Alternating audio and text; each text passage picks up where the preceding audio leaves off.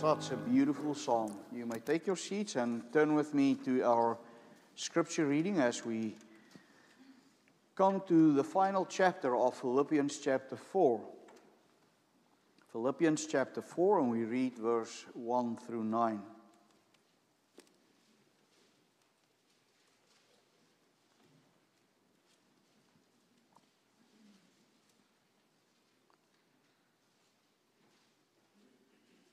Let us listen to God's word. Therefore, my beloved brethren, whom I long to see my joy and crown, in this way stand firm in the Lord, my beloved. I urge Yehudiah and I urge Syntyche to live in harmony in the Lord. Indeed, true companion, I ask you also to help these women who have shared my struggle in the cause of the gospel, together with Clement also and the rest of my fellow workers, whose names are in the book of life. Rejoice in the Lord always. Again I will say rejoice. Let your gentle spirit be known to all men. The Lord is near. Be anxious for nothing, but in everything by prayer and supplication with thanksgiving, let your requests be known by God, be made known to God. And the peace of God, which surpasses all comprehension, will guard your hearts and your minds in Christ Jesus. Finally, brethren, whatever is true, whatever is honorable, whatever is right, whatever is pure, whatever is lovely, whatever is of good repute, if there is any excellence and if anything worthy of praise, dwell on these things. The things you have learned and received and heard and seen in me, practice these things, and the God of peace will be with you. We're going to focus this morning on the first three verses of chapter 4. He says, in this way stand firm in the Lord. And then he also calls to harmony, encourage people, the church, to live in harmony with each other. Now, beloved in our Lord Jesus Christ,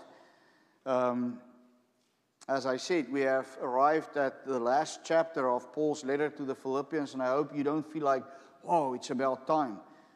I think you will agree with me that Philippians is one of those letters in the Bible that is short but powerful. It is brief, yet filled with a lot of detail. Detail of God's work in our lives and our calling to live a life worthy of the name children of God.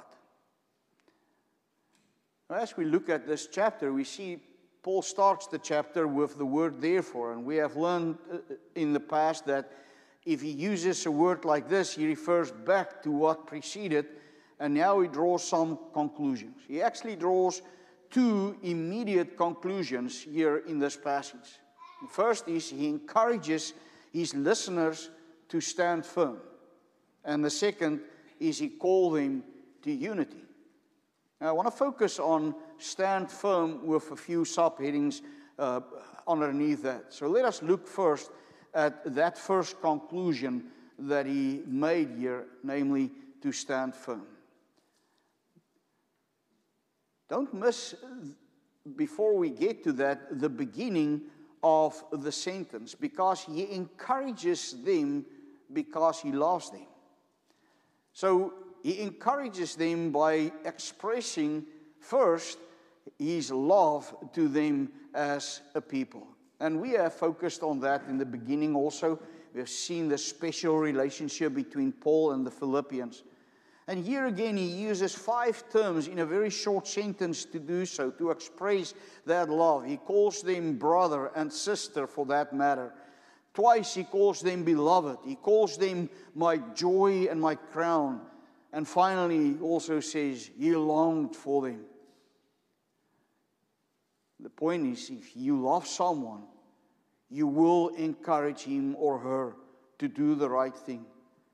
If you love someone, you will admonish them if they do wrong.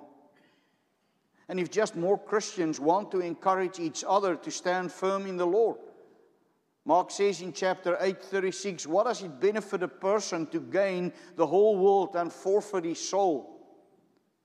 So often we see that happen. We see that in people outside the church that we love, but even sometimes people start wandering away inside the church. We see that happens in their life, and we just turn a blind eye. Then we can firmly say, you don't love that person. It doesn't matter whether it is a child or a spouse or a beloved family member or a church member. That's why we believe in discipline also in the church. Because discipline is nothing but loving correction. To tell someone, listen, where you are heading now, and the decision that you are making now, or the choices that you make are not according to the Word of God. And we do that because we love someone. If there was no discipline in a church, it was evident that we don't care about each other, our spiritual walk, let alone our future. But let us see what other reasons were there also that made an encouragement necessary. After all that Paul taught them, there are so many reasons why he encouraged them now at the end of this letter to stand firm. And I mean, I cannot summarize all 3 chapters, but just think about the content of the last part of chapter 3. He told them about the righteousness that comes from God through faith in Jesus Christ. In chapter 3, 7 through 17. He taught them about the destiny of the enemies of the cross in verse 18 and 19. He taught them about the reality that they are citizens of heaven already through faith and may expect Christ's return to make all things new. That's what we focused on last week in verses 20 and 21. Just one thing after another. God has done so much for His children. That is, it is very good at this point for Paul to tell this people, you who have received so much, make sure that you use this, that you hold onto this, stand firm. But it's almost as if he also, when he draws this conclusion, he wants to grab after what we heard last week with our expectation that we have to have for the coming of Christ, that he grabs us by the shoulders and he says, it is good to look up. It is good, first of all, to look back to what Christ has done, and it's wonderful to look up and expect His return. But in the meantime, remember, you have to continue to live. In the meantime, you still have to be faithful. So yes, in the meantime, stand firm till that day. Based on the past and with a view to the future, live now. Yes, stand firm in the Lord. Let your eyes, if you want, be set heavenward, but let your feet be solid on the ground, grounded in your faith in Jesus Christ, while you perform your duties in the kingdom of our Lord. The next question that we need to answer is, how do we stand firm? Now, I assume it is needless to say again, but I will. We cannot stand firm, that we have seen already, in our own strength, but only in the strength of the Lord. Just as Paul has taught us in this letter that we cannot save ourselves, we cannot persevere by ourselves. All the means we need comes from the Lord.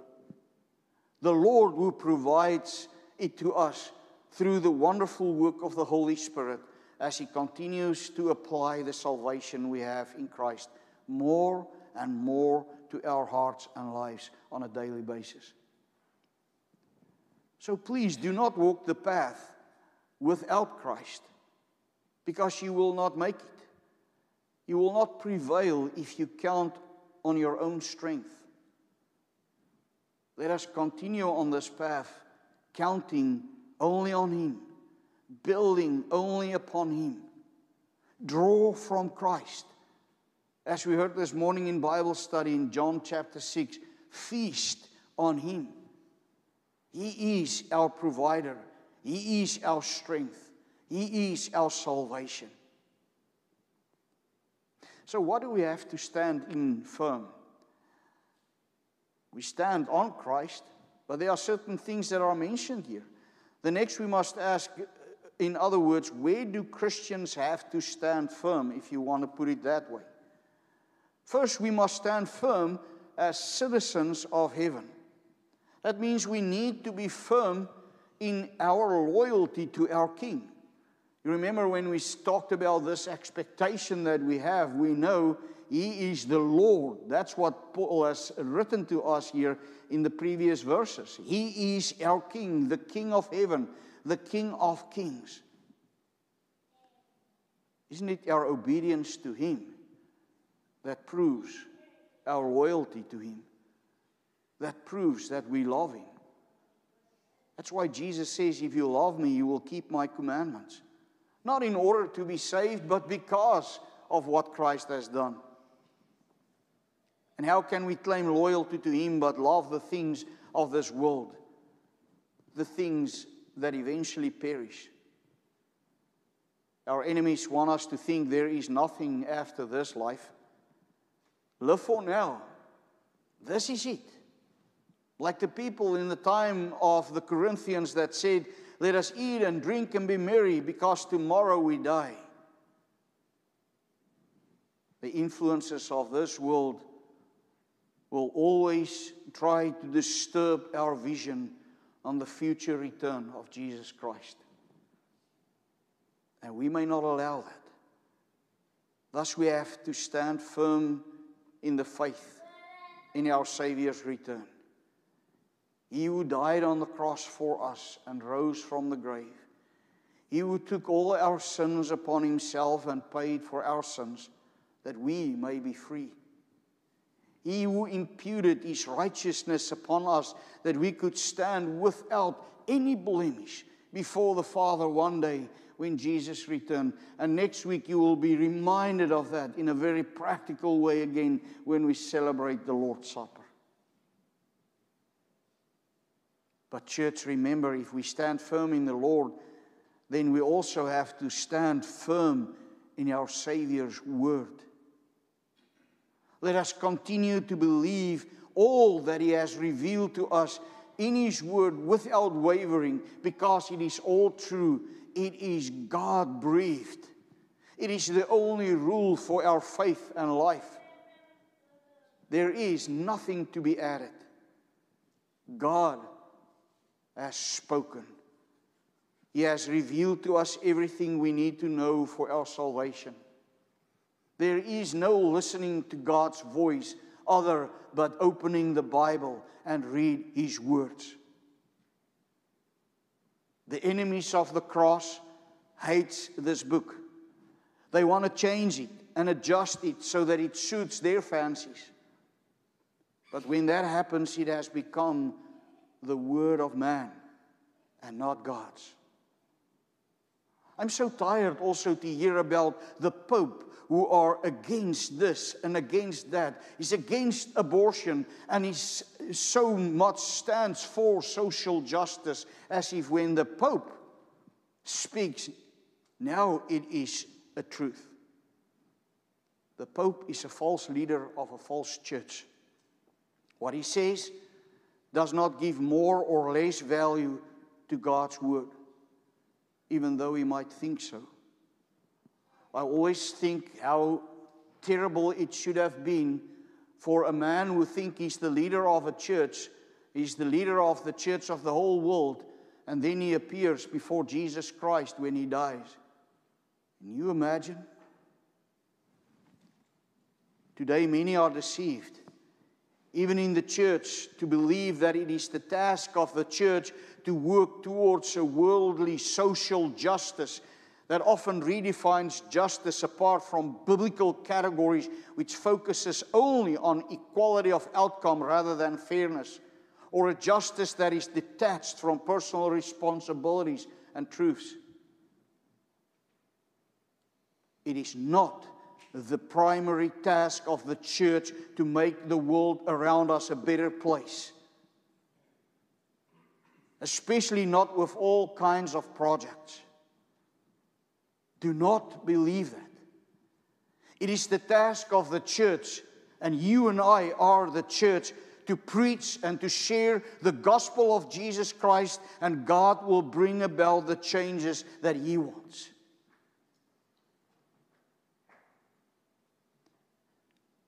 But then a last or second conclusion that he also draws here, which is just as important, I'll show later the connection between the two, is the need for unity in the church. That's the second conclusion that Paul draws here. He refers to two women in the church. And he urged Euodia and Syntyche to agree in the Lord. So there was a disagreement between these women. Now, do we know anything about these two women? Not very much. Some suggest that they were part of that first group of people that Paul ministered to when he came to Philippi. You remember we read that in Acts chapter 16. That was also when Lydia came to faith. And if that is the case, they would have been part of the church from the start of its existence. But we are not sure. Fact is, they were part of the church in Philippi. These two women who labored, it's clearly said, in the gospel, side by side with Paul and Clement and the rest of these fellow workers. They were not just present. They were not just members on paper. No, they were actively involved as they labored in the gospel. And I want to encourage each and every one of you again today, after we have signed up for these service teams that we have. Yes, we serve each other and we make and do these projects, but let it never pass by you that our central focus is the gospel of Jesus Christ, even in serving in those capacities. And that means that we need to be dependent on God's word, and we need to be dependent on God for His guidance, for His truth, because then there will also be unity. You see, it's significant also for our times when we read about these two women, since there are more and more voices going up in favor of women to become pastors and elders. We are withholding something, they say, from women by not allowing them to serve in this capacity. Is that really true? If we see here what significant contribution these women made to the advancement of the gospel, it is also true for our church this day. With the beautiful gifts that the Holy Spirit adorns you as women with, you make already and can make even more a difference in your service to the people of this church, and make a difference in the advancement of the gospel in Ocala, in your own special ways. And thus I trust that the meetings the women in the church started up again will soon encourage you more and more to discover your gifts, to use it powerfully in this church and outside this church for His glory. Now, what was the conflict about between these women? We don't know. I guess women just differ, and they can differ over strange things. But I don't want the men to sit here and think, yeah, they do. But, among men, the same thing happened. Sometimes to the point of really serious arguments and division. So even though the Bible does not reveal what the conflict was about, whether it was doctrinal or ethical, the fact is it was serious. Because it influenced the relationships in the church, and it even reached Paul's ears that he had to admonish them about it to fix this problem. And there's a good reason for this, because differences that are not solved can corrupt relationships. If people don't talk to each other, it ferments and eventually become grudges and bring about separation. And that again influences the church witness in this world. It doesn't matter how serious we are about our doctrine, but we do not live in love with each other. Christians In other words, God's children cannot stand firm from a position of disharmony, from a position of division. Standing firm in the Lord means standing firm as one in Him. And the apostle wanted them to have the same love He had for them on top of everything. Yes, God expects, God demands this unity, this harmony in the church. The Bible speaks in other places also about that. Why? Because we are all God's children by adoption into God's family through the redemptive work of Jesus Christ. And all by grace, with the same Spirit living and ruling in us. Remember, I said a few weeks ago that the Bible is not teaching that we should build a unity that still needs to be discovered. No, God blessed the church with a unity in Christ. It is a given reality. It's a given blessing. It is a reality we experience through our faith, the faith we confess in the Lord Jesus Christ, as we share the same Spirit. And we have to maintain and make that unity more and more visible in our church. Now, it's true that siblings do not always get along, but we still love and respect each other. So much more in the church, because our unity is based on a sacrifice with blood through the Son of God Himself. We share the fact that our names are written in the book of life, saved by grace. Listen again how Paul addressed them in verse 1. My brothers and sisters, whom I love and long for, my joy and my crown. And then he says, stand firm. He once again say, my beloved. Dear words. Words that describe a very specific, intense unity among God's people. Something very special. How far are we away from this? But let me make it clear. There is currently no disruptive disharmony in our church family, and I'm very thankful for that. But we know very well that it happens very often in churches. And then we also have to stand firm in the Lord. Because only in Him we could overcome disharmony. Satan hates it when God's children get along. I almost forgot the word that Paul uses here to encourage them to live in harmony is the word symphoneo. That's where our word symphony comes from. And you know what a symphony is? Symphony is a harmonious composition of multiple parts producing a unified, pleasing sound. It implies cooperation. Think about an orchestra. Everyone had to work together in unity, even though there's diversity, in a beauty, coordinated function. And while this word is often described for orchestral music, the New Testament adopted that word to express the beauty of the unity within the body of Christ. And that is what God wants for His church. We should live and work and worship like a symphony. Now, standing firm and unity in the church are linked together. Let me summarize why these two are so closely related. Standing firm requires unity in the body. As the body of Christ, made up by many members, yet united by one Spirit, Paul knew that a divided church cannot stand firm. Eternal conflict distracts us from what? From the gospel mission that we have. This unity undermines the witness of the church in this world. While on the other side, the harmony, the symphony, reflects the character of Christ, who reconciled us with Himself to remind you and me and the world we live in harmony with the Savior of this world, with the King of Kings.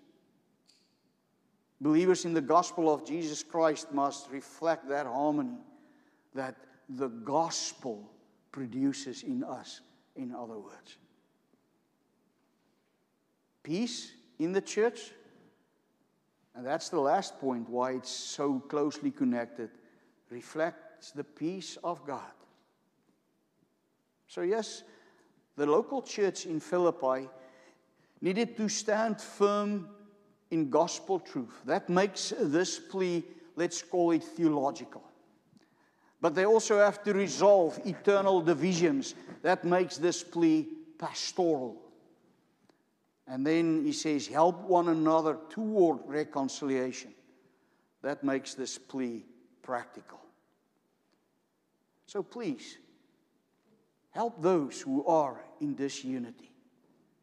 Work together towards that peace that God wants for us, that harmony, that symphony. And do not dismiss this sermon this morning by saying, well, it's not relevant, we don't have the problem right now.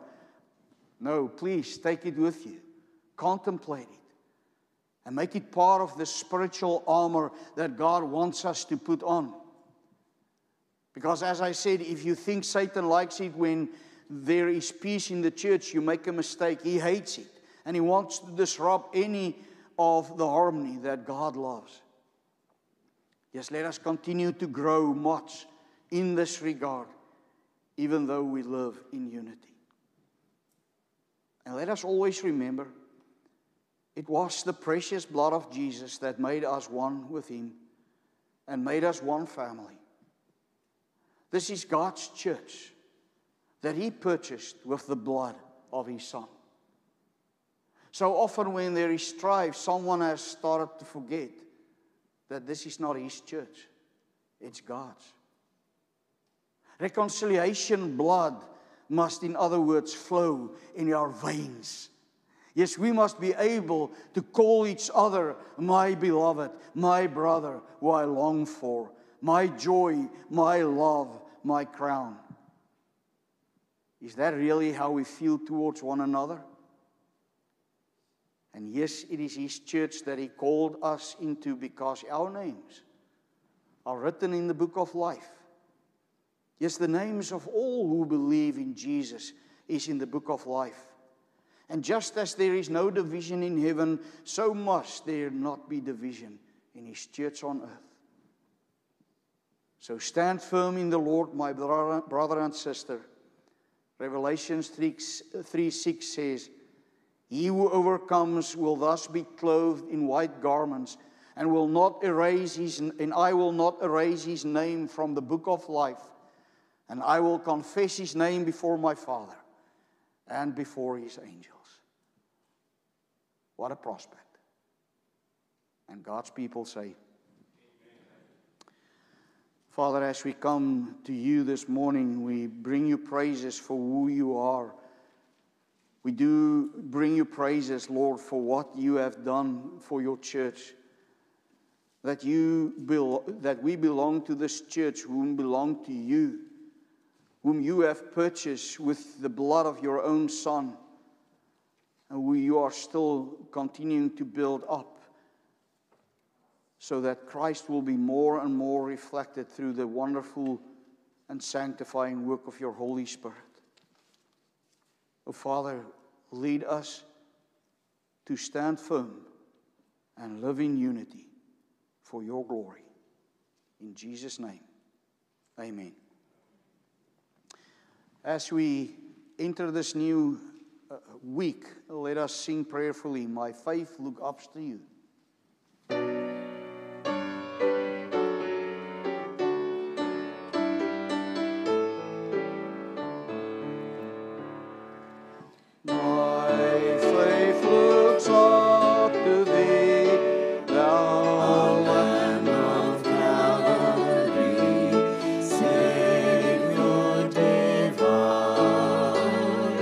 Now hear me while I pray.